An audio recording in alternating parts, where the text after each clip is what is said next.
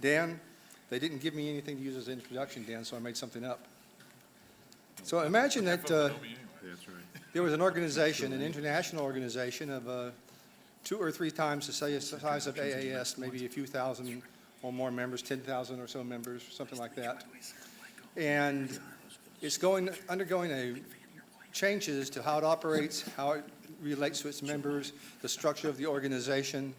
And all this is being run by an astronaut who is eminently qualified and is well respected in the community. And then all of a sudden, you're asked to come and take over for that astronaut. That's what happened to Dan. I think maybe he even asked for the job. I've known Dan for a long time, ever since he was low in the ranks of NASA, worked up to Deputy AA of Exploration. And then he went off and took over the Executive Director of the AIAA.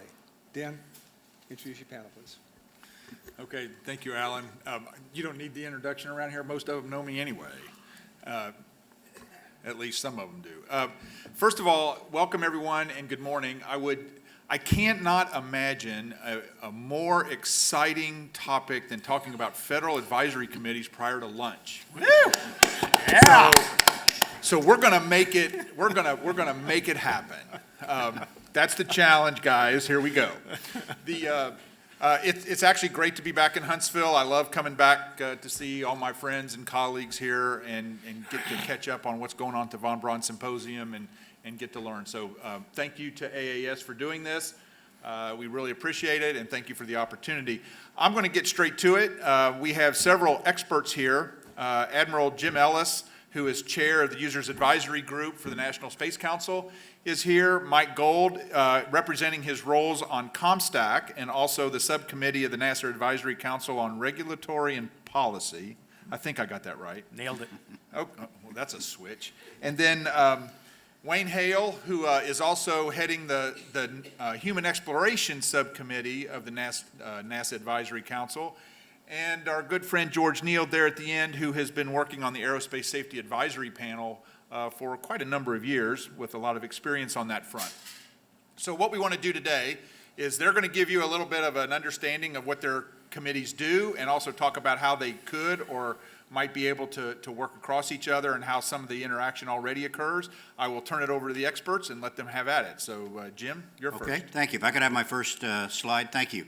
I'm not going to be too pedantic here. I was here last year with a listening session, and I think many of you understand what the Users Advisory Group is. I always point out for the grammatic specialists in the crowd, it's USERS apostrophe, which means this group belongs to everyone who uses space, and that includes everyone from the high end, the folks that just finished briefing, the agency heads and the like, to those that are their students and otherwise, just beginning their efforts in the space domains. We belong to everybody, and that's one of the primary roles, and I'll get into that in just a second. Next slide, please. Is there a clicker? Okay. We support the National Space Council. Now, I think most of you are familiar with that. It was reconstituted a couple of years ago under the leadership of the Vice President. It had previously existed, as you can see, for a couple of 5-year periods, and then on June 30th of 2017 was initiated again. It has those objectives. It's the NS small PC because you don't want to get it confused with the other NSC, which has other ramifications in today's national security environment. Next slide, please. Space Council has been relatively active. Some of you are aware they had their 6th meeting last month, again back at Udvar-Hazy. 4 national space policy directives have come out under their auspices. So there's been a lot going on, and the Users Advisory Group was constituted to support them. Next slide. We are a FACA. Not the most exciting, I guess, of concepts. We'll talk more about that here in a moment, I think, in the group session. We do have a signed charter. It was created by NASA and the NASA lawyers, modified, perhaps using the NASA Advisory Council as a model. We intended to be your representative and voice in the National Space Council deliberations. The National Space Council, as you may be aware, is essentially most of the cabinet, plus the National Security Advisor and the NASA Administrator and a few other folks. We're tasked with advising the National Space Council on any and all space policy issues relevant to those stakeholders. So basically, it's a pretty wide remit. And one of the challenges you find as you run a FACA entity is how do you narrow that to the things that you can be most impactful on and actually contribute to, given that your bureaucratic processes may not be matched perfectly with those of the organizations that you're supporting, and that's one of the challenges we can talk about here in a moment. And we meet several times a year. This is what we look like at a photo op that occurred last year. Right now, we're just under 30 members. Members will come and go. That's the number in the charter. We're in the process of considering how we want to reconstitute that, not completely, but add elements and capabilities and skills that will help in our deliberations going forward. The charter, I won't read all this to you. Suffice it to say, if it has anything to do with space in any domain, in any area, with any entity in or out of the federal government, the Users Advisory Group can provide input. Recognizing the A in UAG is capitalized, we're advisory. We don't shape policy, we don't direct things, but we can advise, and we'll talk more about how you can productively and effectively do that as a FACA here in a moment or two. This is what the Vice President kindly said about us, and I hope that that's true. The challenge is with all things is how do you measure your success? How do you measure your impact? And we're continuously in the process of reassessing that. I'm in the process of rewriting the charter, for example, and to some degree, given the lessons learned over the last couple of years of our existence. So that's kind of who we are, what we do, and who we're supposed to support. I love this quote from Stephen Hawking, and it kind of should inspire all of us, and particularly those that have come to, once again, to the Von Braun Symposium, of which I'm once again pleased to be a part. So that's all I have. Okay, thank you, Jim. Mike, let you have at it. Thank you so much. If I could grab my charts now.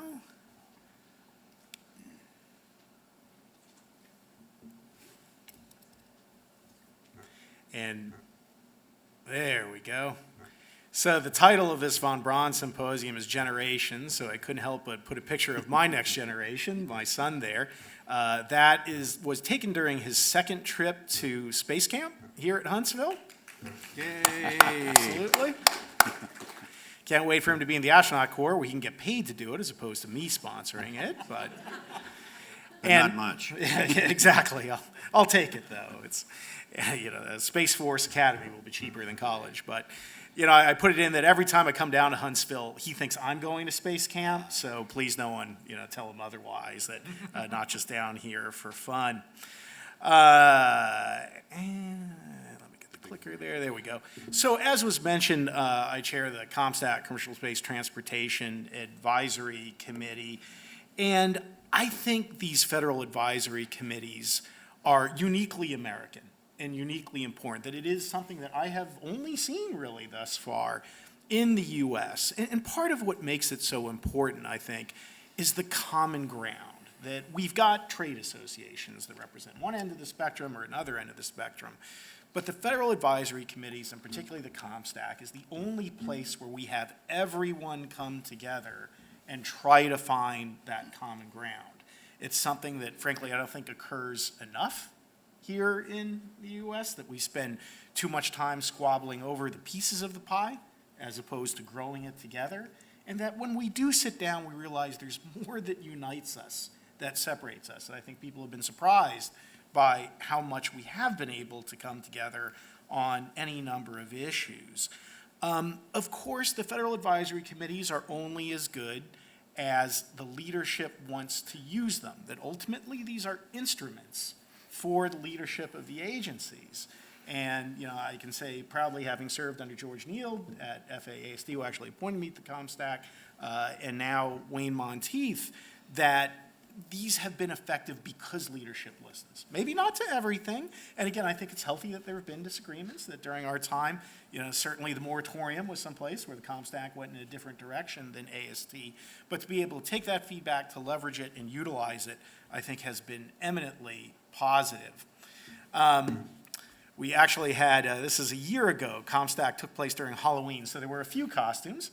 This was my personal favorite, is Charity Whedon, and she was dressed up as the Canada arm in this case. So I dressed up as Article 6 of the Outer Space Treaty. That was a slightly more esoteric costume. But I point out this picture of Charity because I think the FACAs also have an important international role, that particularly with the ComStack, where we're looking to harmonize and make sure that other countries adopt regulations and policies that make sense and mesh with the U.S., that we have had a number of instances, whether it's the United Kingdom, United Arab Emirates, coming to the ComStack to say, how does the private sector handle these things? How do you do it? How does it work? And also that the FACAs are useful for Congress. And one of my proudest moments as chair of the ComStack is when you started to see Congress actually tasking the ComStack, that we were showing up in legislation and Congress wanting to use us because, again, the trade associations represent factions, whereas the FACAs represent consensus. It's one of the few, if only, places that you can go and get that.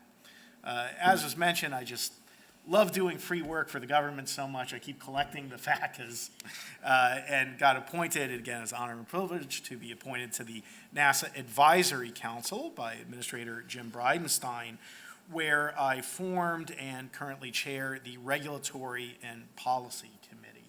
That we always say rocket science is the easy part. It's the politics, the regulations, the finance, the legal, where frankly we have many, many challenges that can be problematic in many ways. And I've been very grateful for the support of Jim Bridenstine and this administration in terms of recognizing how important those issues are. Whether it's export control or, as we just tackled, the extraction utilization of extraterrestrial resources. That ISRU is going to be invaluable for not only going forward to the moon, but for the Mars mission. If anyone's been camping, if you have to bring everything with you, that can be problematic. Yet, the regulatory regime could be an issue internationally. We don't want to see anything occur, whether it's at the United Nations or elsewhere, that could hinder the progress of Artemis. And these are the sorts of critical issues that the NAC has gone to tackle. It has been very interesting seeing the difference between the ComStack and the NAC and the way the two work.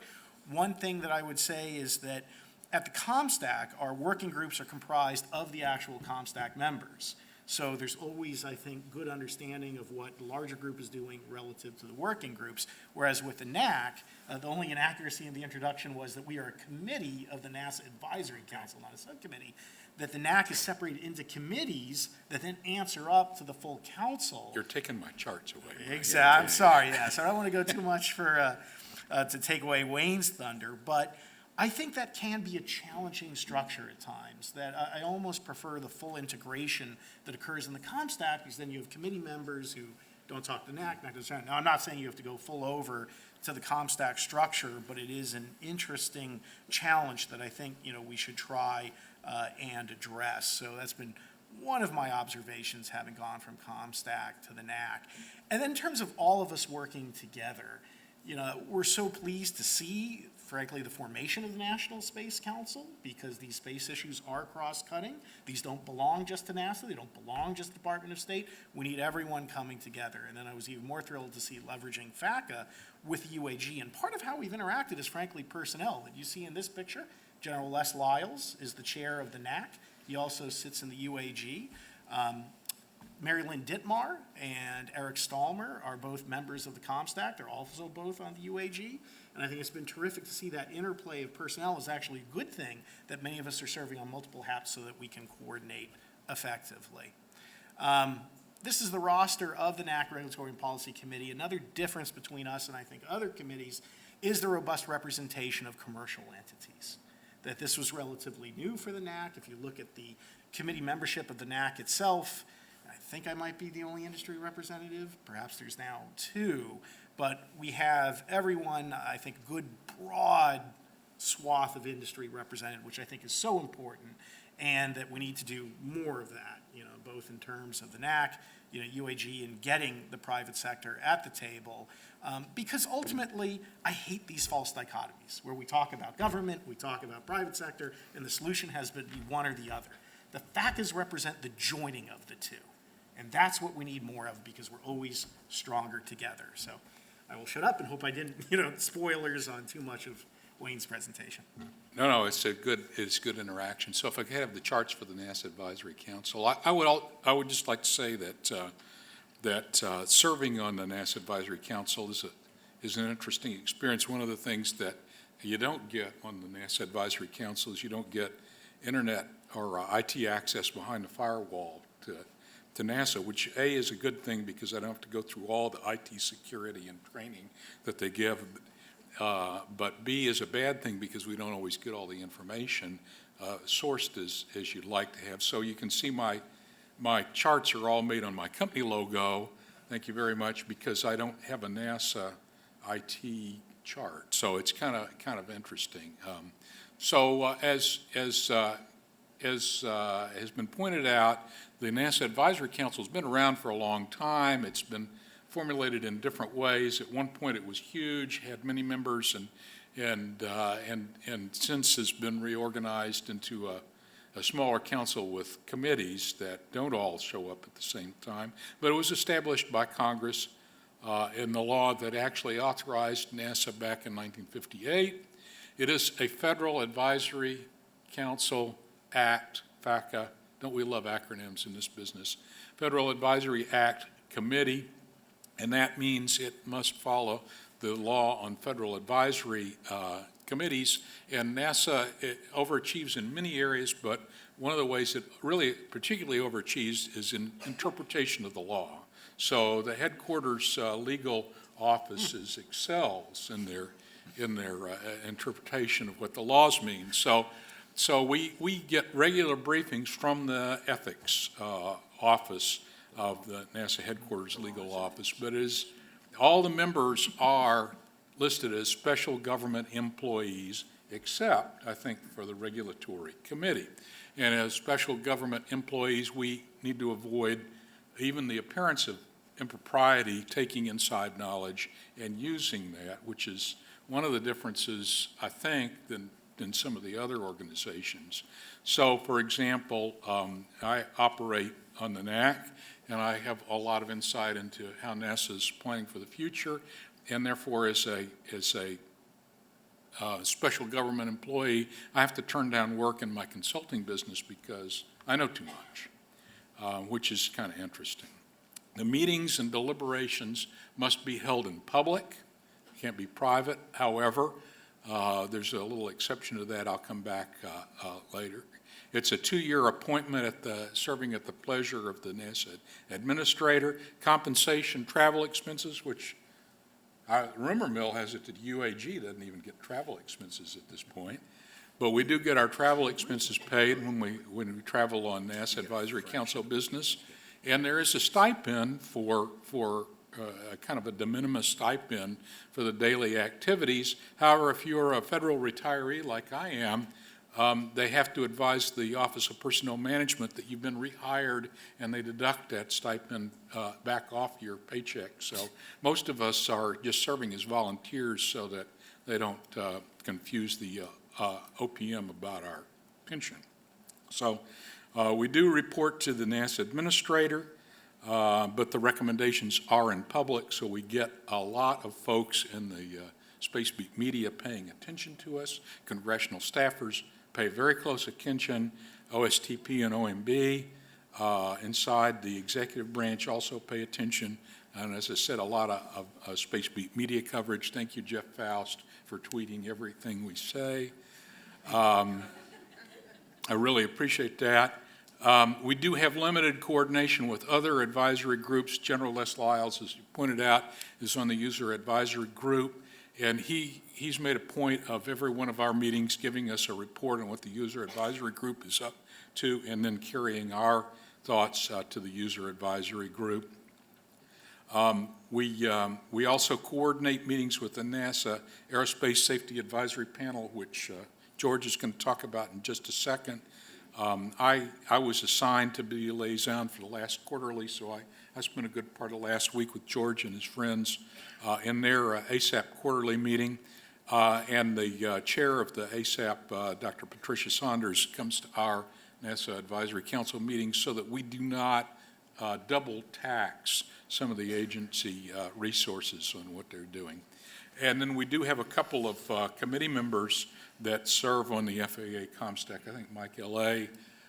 Is on there. At one point I was. So there is a limited amount of interaction with the NAC. Now this is the picture that Mike should have showed you. This has got the NASA meatball in it. Same group. And if you look closely in there, you'll see Dr. Pat Saunders on the extreme right, well, second from the right, and NASA administrator. And I always hide out in back next to General Lyles. I couldn't show that picture because I was at the ComStack meeting Yes, and missed indeed. that meeting. Okay. So there you go. Here's a list of our organization. Chairman, as I said, is General Lyles. We've got a number of at-large members. Dr. Penny Axelrad is an expert on GPS and that sort of thing. New member that we have is this fellow named Bill Nelson. Bill Nelson. I've heard of him from somewhere before. Former United States Senator. Miles O'Brien, who is our journalist who keeps us apprised of all the media influence. Tony Cole, who is a cybersecurity expert. General Levy, retired from the Air Force. Krista Paquin, who at one point was the Deputy Associate Administrator, and Dr. Elizabeth Pate-Cornell, who is a probabilistic risk assessment expert. We've got two ex officio members. I've talked about Pat Sanders, who's the chairman of the ASAP, and Alan Epstein, who is from the National Academies. And then we have the committee chairs. And we have those 6 committees: Aeronautics, Human Exploration, Science, Technology and Innovation, STEM Engagement, and then Regulatory and Policy Committee. And that makes up the NASA Advisory Council. The committees, I put backup charts. I was trained by NASA, so I have backup charts that list all of them. The Science Committee, for example, has 71 members in 5 subcommittees. So getting that group together would be huge, but it rolls up, and Dr. Wadhwa, Minnie Wadhwa, who chairs the Science Committee, she's got her hands full herding those cats. So we have 3 meetings a year, typically in April, August, and December. This year we met in May. We're going to meet in October, and I don't know about December. So we typically have 3 meetings a year. The meetings are 2 days for the committees and 2 days for the council itself. The committee meetings don't necessarily have to be immediately adjacent calendar-wise or locale-wise to the NAC meeting, but the committee chairs carry recommendations forward. The meetings are rotated between the NASA centers. It takes about 3 years to make it all the way around, and they must be in public, but there is a private session typically that we get a chance to talk frankly with the administrator and his deputy and the associate administrators. And we have rarely used closed fact-finding sessions in which we can receive input but cannot deliberate. And that was really most of it. Here's the committees, and I'll just show you briefly the Aeronautics Committee, the Human Exploration, my committee. We're short a couple of folks. I think we're going to nominate a couple of folks. So if you're interested, let me know. Technology Innovation Committee, Jim Free chairs that. Science Committee, Dr. Minnie Wall. I just didn't put all 71 members on the chart. I'm sorry. STEM Engagement with Dr. Amy Kennedy, and then the Regulatory and Policy Committee, which you've already seen. So we try to, our advice is for the administrator and for the associate administrators. So the Human Exploration Committee advises the AA for Human Exploration, and the Aeronautics for the Aeronautics Committee, and so forth, and that's the way it works. So I think I'll quit right there. George. Okay, thank you, Wayne. George? All right, thanks, Dan. I was asked to talk about the Aerospace Safety Advisory Panel, or the ASAP. And the ASAP was established by Congress under the NASA Authorization Act of 1968 as a follow-on to the Apollo 1 command module fire that took place in January '67.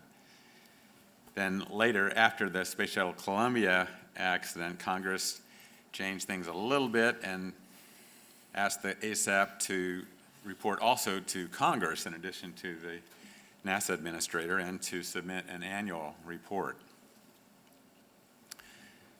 Some of the key words in the charter are shown here.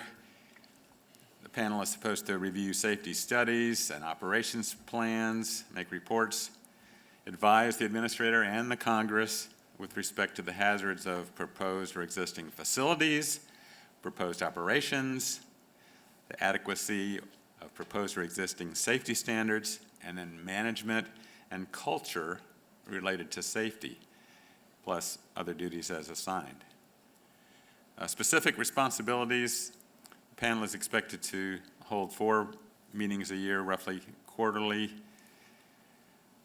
and then additional meetings, subgroups as required for insights or fact-finding or preparatory work.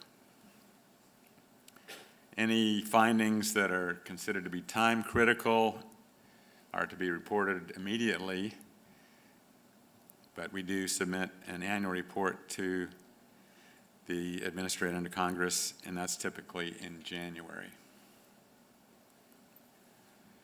We've got 9 people on the panel today, and it is chaired by Dr. Patricia Sanders. Got a pretty diverse background of the members, a couple of former astronauts, flight surgeon, head of the mission operations director, folks from NASA, Air Force, Navy, FAA, and system safety community. So good broad diversity of our membership. If you look at the annual reports from the last few years, there's a wide range of topics that the panel has looked into, and I've shown some of them here just to give you a feel for that. One was constancy of purpose. There was a real concern that every time there's a new administration or a new Congress, then NASA might be pointed in different directions, and that can be a challenge. The impact of continuing resolutions. Again, CRs can be really tough in terms of laying out long-term strategic plans. Formal risk acceptance. The panels have wanted to make sure that there is a specific NASA manager who signs on the dotted line when a significant decision is made, as opposed to having it buried somewhere in some meeting minutes that, yeah, the committee thought this would be good. So that brings a lot of accountability to the process. The panel has encouraged NASA to think about end of life for the International Space Station. People want to keep it flying, which is great, but someday, either on purpose or by accident, that's going to have to come down, and that needs to be thought through very carefully. Commercial crew is a big subject today, and we've encouraged NASA to make sure that the industry partners very much understand what NASA's expectations are in terms of what they are required to do for those systems. And then human spaceflight mishap response. The panel has observed that it may not be necessary to have a presidential commission every time there's an incident or an accident involving human spaceflight, but that's what the current law says today. So that's something that we're encouraging NASA and Congress to look at. And then enterprise protection, very important in today's world. So that's just a sample of some of the topics that the panel has dealt with in recent years, and it's been interesting to be a part of that. Okay. Thank you, George, Wayne, Mike, Jim. Thank you for that good overview. I'll just start the discussion off, and then we'll turn it over to the audience, as Alan and Jim and Chris would like to do it.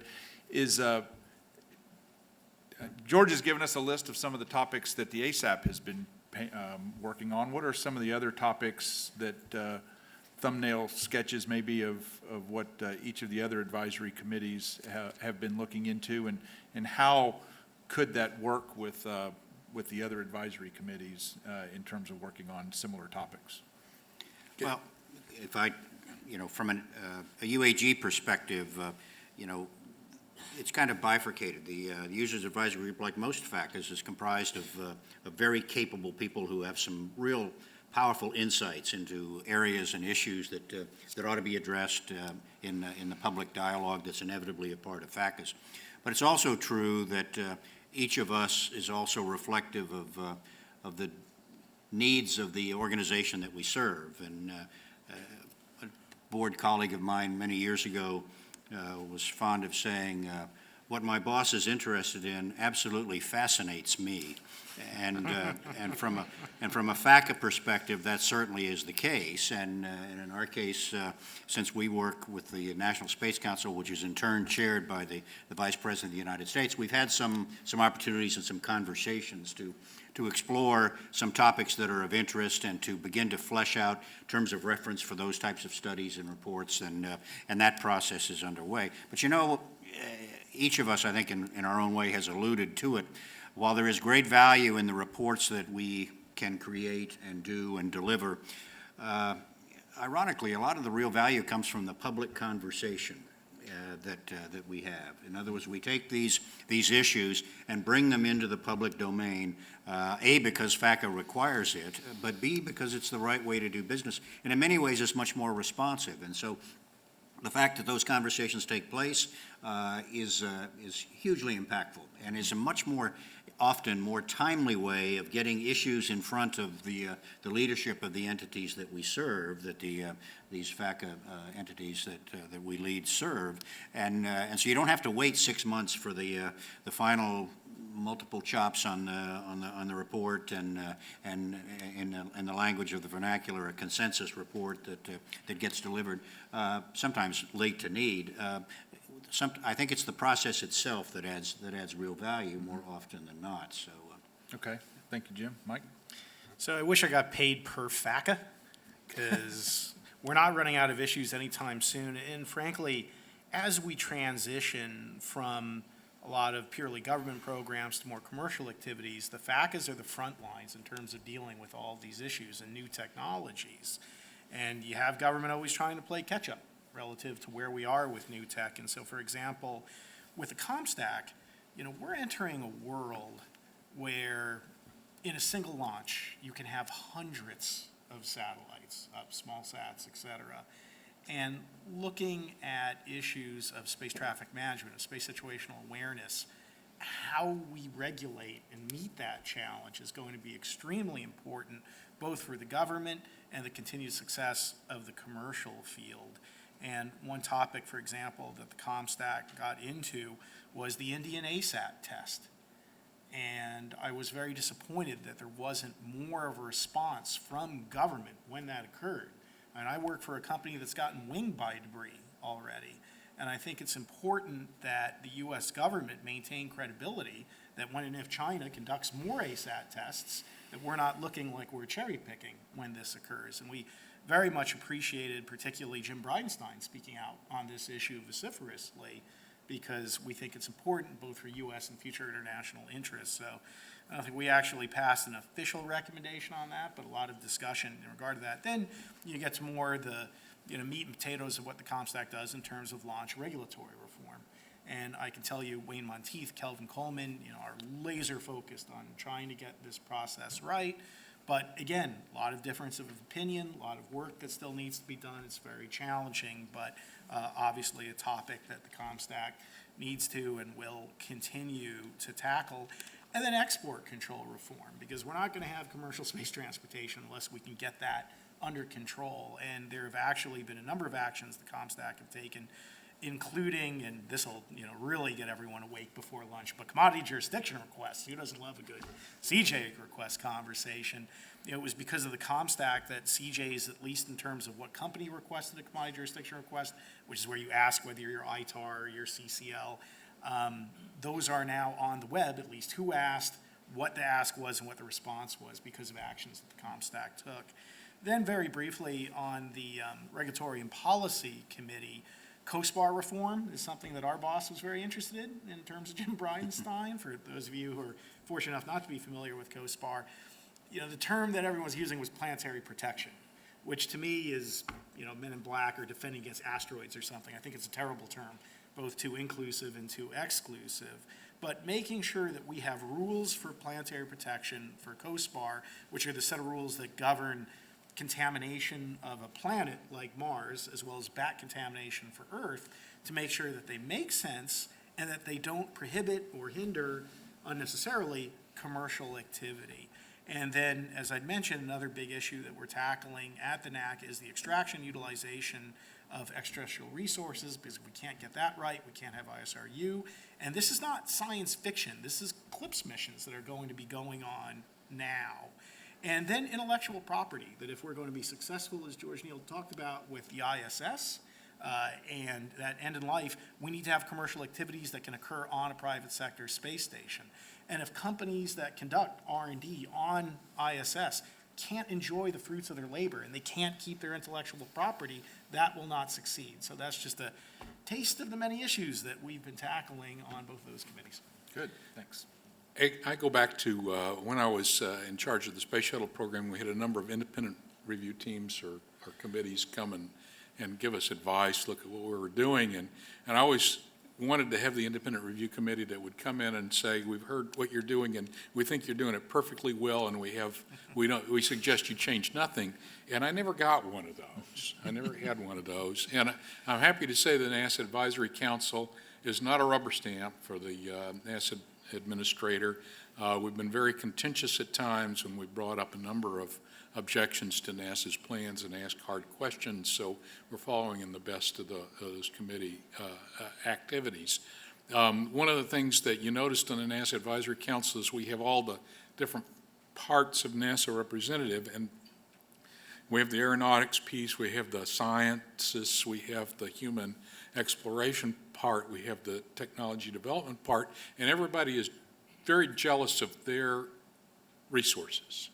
And so if the Human Exploration Committee comes in and says, you know, we need to really plus up human exploration, which is something that we really try to push, the science people jump up and say, not at our expense. And the aeronautics people jump up and say, not at our expense. We've got important missions to do. So we have a very contentious, I think, debate sometimes at the NASA Advisory Council on the direction that the agency ought to go. And it's not just a rubber stamp. Inside the HEO committee, the Human Exploration and Operations, pardon me, I said I was going to stay away from acronyms. Inside the Human Exploration and Operations Committee, we are reviewing NASA's plans.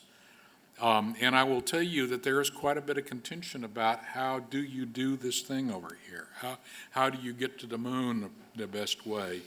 And we get a lot of unsolicited input. It seems like everybody I talk to has got another back of the a cocktail napkin plan on how better to get to the moon than the official program of record at NASA. And we listen to folks, and we have some questions about the program of record, and we have some recommendations on how it might be changed. And so you'll be seeing those coming forward. It's still in formulation.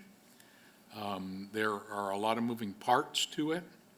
The use of commercial launch vehicles versus relying solely on the SLS, whether you go to near rectilinear halo orbit with the gateway or you go direct to low lunar orbit, you know, these are all topics that we have and will be addressing and we'll be advising the administrator and the associate administrator on. Now, whether they take our advice or not, that's a different story, but that's what we're here to do, I think, is a group of mostly graybeard experts thinking about how these things work and how best to carry out the mission as defined by SPD 1, 2, 3, and 4.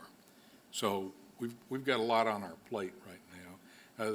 The National Space Council put out, I think it's 6 or 7 action items to NASA at their last meeting that were human exploration related, that require responses in the 60 to 90 day time period, and we're going to be going through all of that.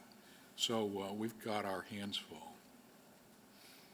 Well, thank you, guys. I know in my days when I had the opportunity to brief several of these committees, in addition to all the great input, it really made the calendar go quicker. It seemed like I briefed ASAP more often than 4 times a year, George. At least that's what it felt like. Chris and Alan, ready to turn it over to the audience, and let's have at it. All right, questions? Or does everybody want to go to lunch? Okay, while we're waiting for one, So I'll Do you just see say, that you know, there at is- at our committee meetings, we have time for public input, and I'm always disappointed when we have very little public input. So here's your chance. Let's have some public input. Yeah. question. Oh, you got one up here? Well, it's coming. Do you find that the senior management of the organizations that you service now tend to send more work to you to look at instead of taking ownership and responsibility themselves and solving the problems in their house? I'm going to let you guys answer that. All right. No, I think, you raise a good point, and I mentioned it in the discussion of the UAG. It began as an entity that was to bring public input into the National Space Council deliberations, and then slowly it began to receive questions where the expertise of the group could provide some valuable input and a different perspective. And I think you have to keep that in balance. It's not free consulting in a sense, because first off, as I said earlier, there's a real challenge in meeting the timelines that are necessary with an all-volunteer force, if you will, to use a term that I would have some familiarity with. But I do think that that's a healthy tension, but it's a natural ebb and flow. It's worth remembering that the FACA rules were created not to bring the deliberations of the agencies into the public, the light of day. They were actually created to prevent the takeover of the agencies by the advisory groups themselves. It was what was called in those terms agency capture, that you get these graybeards that ultimately are so well renowned and impactful that they begin to shape policies and the like. And so there's the flow of influence and question and inquiry can and should go both ways. The challenge, I think, is to keep it in balance, and the public disclosure of all of that, I think, is an essential element of making that happen. Yeah, I mean, Wayne, be interested in your thoughts. I have been incredibly impressed by the engagement of Jim Bridenstine with the NAC, that he tends to spend a lot of time with us and probes a lot of questions in terms of what we want. I don't think, though, he's so much looking for the NAC to solve problems as it is, as I mentioned before, that what is the consensus? What is it that industry can agree upon? Where is that common ground? So then you know what you can do to act. Similarly, with the ComStack, and George, you can speak to this directly, having been the owner of that, and now Wayne Monteith and Patty Gray Smith before, I think the ComStack was what its name entailed. It was advisory, and that you could get some advice that you could or could not use. And again, weren't so much using it to solve a tough problem as to understand where industry was and get some ideas as to how you might tackle it. Because it's very interesting, and we try and tell everyone, when you walk into that back of room, you're taking off the lapel pins. At that point, you should be acting in the best interest of America rather than your industry. Now, we all have our biases, and it's tough to take that off, but it's very interesting what comes out of that, clash of different ideas that is sometimes very helpful. So I don't know that we've resolved any issues per se for our bosses, but I think we have provided insights that have helped them to do so. So if I understood your question properly, Alan, are they looking to us to solve the problems? And there's no getting away from the fact that the people that are in these agencies that have these positions have to actually make decisions, and they have the responsibility. They are looking for advice, and I've been on the NASA Advisory Council for about 5 years now, and I worked with the previous administrator and the other folks, and they never delegated any responsibility to us, but they have very tough problems to solve, so they are looking for good advice, and I hope they're getting good advice. Besides, we're only going to meet 2 days, 3 times a year. You can't run an agency and make all the decisions that need to be made at that pace. I mean, you got everything day to day. So no, we're in the advice-giving business, and they're in the formulation and execution business. So the ASAP has its focus on safety. So typically, the panel is not asked to do work, but again, we're looking for blind spots, things that maybe folks have gotten too close to over the years and just not recognized. Some people in the public, I think, have a sense that the ASAP is too conservative or too cautious, but the panel in recent years, I think, has really tried to encourage NASA not to pick a particular risk level, but rather to acknowledge what the risk is, and then if they decide the risk reward is such that that's the direction they want to go, accept that risk and own up to it. So it's not the ASAP's role to figure out how risky should NASA be, but rather just to do so with eyes wide open and make sure that people understand what the consequences and the risks and benefits are of a particular direction. Matt McSavany from Marshall Space Flight Center. With respect to in-situ resource utilization, what are some of the specific policy and regulatory challenges, and how do we protect private investments, both physically and from a policy perspective? So now we're not only going to miss lunch, we're going to miss dinner. I apologize. Try and sum up really quickly. For those of you, how many people have ever been to a United Nations Committee on the Peaceful Uses of Outer Space meeting? It's something to see, isn't it? So a lot of diversity. You talk about FACAs, that's the World Space FACA. A lot of diverse views over there. And previously, the Department of State had frankly been very successful in delaying any conversation of extraction utilization of resources because frankly, I don't think it's going to result in anything positive for either the U.S. or certainly for private sector companies. However, at the last meeting of the COPUOS, there was a decision to establish a working group under the legal subcommittee. So now the U.S. is in a position where we have to go on offense. We have to lead. We have to have policy, because if we don't, others are going to fill that in, and I don't think we're going to like what we're going to see.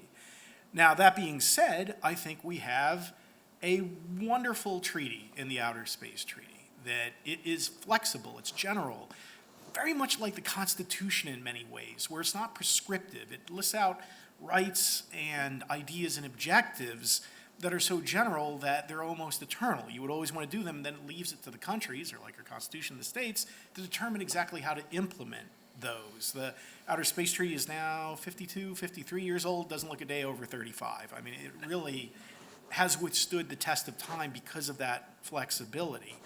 Then you've got the Moon Treaty, which is much more prescriptive and frankly could be a hindrance to extraction utilization of private sector resources, because everything might be considered the common heritage of humankind, which all in favor of sharing, et cetera, but we need the private sector system to be able to function for any of this to happen.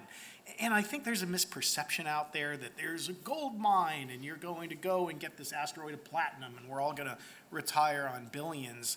I have yet to see a substance that we can mine, like unless you're mining Kardashians or something. There's nothing on an asteroid that right now is going to work. Instead, what we're really talking about is water and water ice, at least in the near term, as well as possibly mining minerals, et cetera, but for in-space applications, not necessarily bringing them back to Earth. But that's a serious issue, because as we move forward with Artemis, is what I said, and ISRU, and particularly going on to Mars, where ISRU is going to be very important, we need to make sure that nothing that's done at COPUOS or otherwise hinders, deters, or heaven forfend, outright prohibits the extraction utilization of resources. So we need to go on offense, and the best way to do that is through the National Space Council. And this is why I love that it was revived, that this is not a state issue, this is not a commerce issue, this is not a NASA issue or ASD.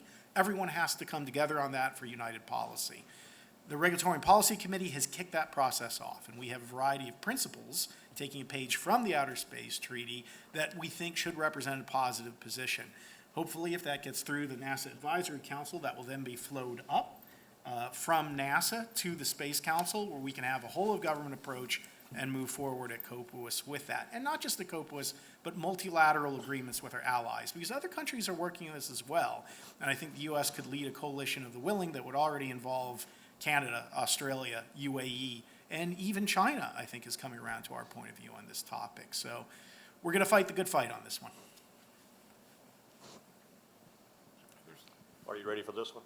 Oh, this will be good. Nick, SpaceX. You guys are all well aware of the fact that the agencies or executive branch sponsors that you work for are not the only audience for your recommendations.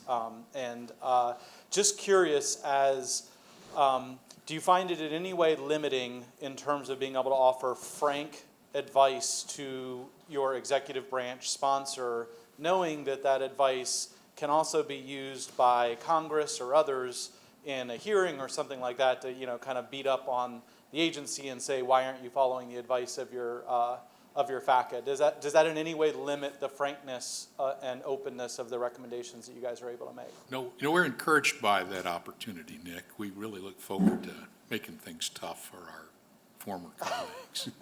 It's a good question. We are well aware that advice or recommendations that come out of the NASA Advisory Council will be used against the folks in the agency when they go up on Capitol Hill. So we think about it, but it rarely is a hindrance. I mean, they asked for our advice, they're going to get our advice.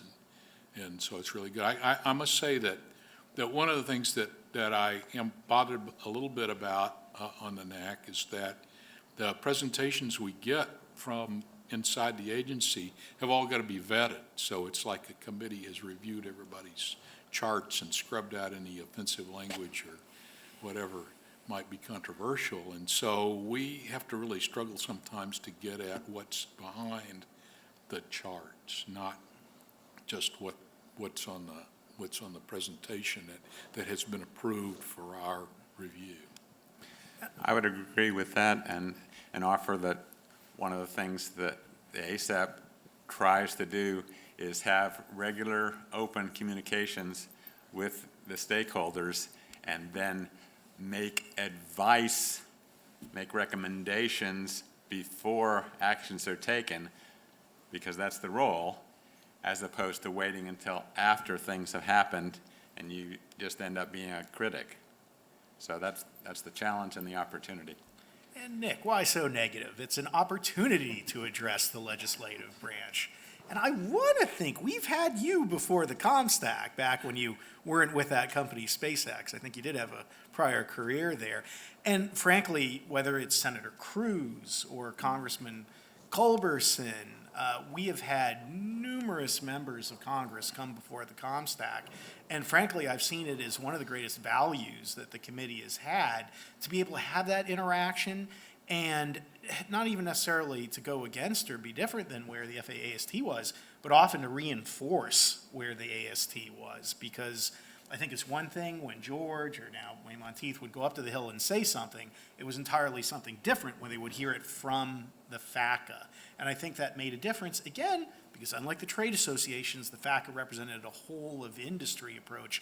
And I've heard from the Hill that that's often viewed as very valuable and something that's unique to the FACAs. So we have always robustly engaged. And quite frankly, I think that when it came down to the Article 6 debate, that ComStack did play an important role in terms of that decision on Capitol Hill. But you would know more about that than I would. So. Yeah, I would echo that. We don't have the track record that my colleagues to my left have, but when you look at the conversations that have been held in the public domain, when you've got an organization that's got 5 astronauts, 6 CEOs, all in the industry that's being, or the area that's being reviewed, the types of questions they ask and the level of confidence that they have in the answers they get from the agency that we support, or in our case NASA and the other major space entities, are hugely important. Does it get a headline in Space News? Yeah, a little bit, that there's a disagreement or there's some concern expressed and the like, but as my other colleagues have said, I think on balance that's great. And as I said in my opening remarks, I think that may be one of the most beneficial and most immediately impactful things that the FACA process can deliver, is that you get those questions up front early on, and smart people that are hearing and listening to that kind of input are going to go back and redo their homework and fact check what they're getting from other elements within their own organization, and make sure that they still have the courage of their convictions when they've heard those convictions questioned in public. Any others? Well, I want to maybe extend Nick's question a little bit, is how should those observations and recommendations be used? How could we improve the process, or how could we have a better communication of what the outcomes are from the respective committees, so that there is better awareness and understanding of where things are coming from, if that Well, makes I a whole think, lot of sense. yeah, it does, but the process has that built in, and it's as we've all noted, sometimes far more deliberative than you wish, and not as responsible. But ultimately, you're responsible. We're all, I think, tasked in our charters to come up with findings and recommendations to which the agencies that we support are obligated to respond. And so that's the benefit of all of this. When you finally get through this public deliberation process, this hair shirts and self-flagellation that gets you there, and you ask those questions and lay those out, then they become, questions for the record in congressional parlance that have to be appropriately dealt with. And I think that's about as much as you could ask for, and I think it's pretty good. Yeah, I think we need to do more in terms of coordinating between the FACAs, that so many of these issues are cross-cutting, whether it's utilization of resources, export control, launch reg reform. I think it's been wonderful to have Les Lyles as chair of the NAC, and then he interacts with UAG and our ComStack members. But I'd like to see more of a formal process, perhaps, between leadership on that topic. And then finally, I would say, I think we need to drop the observations that both at the ComStack and the NAC, I think it's been very effective to only focus on findings and recommendations, because particularly with my group, you get 8 attorneys in a room, you got 24 opinions, and to the extent you can just focus on the recommendation versus the wording of an observation, you're better off because of it. Okay. All right, I think that's going to be our last activity. It's now lunchtime. Thank you, gentlemen, very much. Learned a lot about how you guys talk together and work together. Audience, thank you.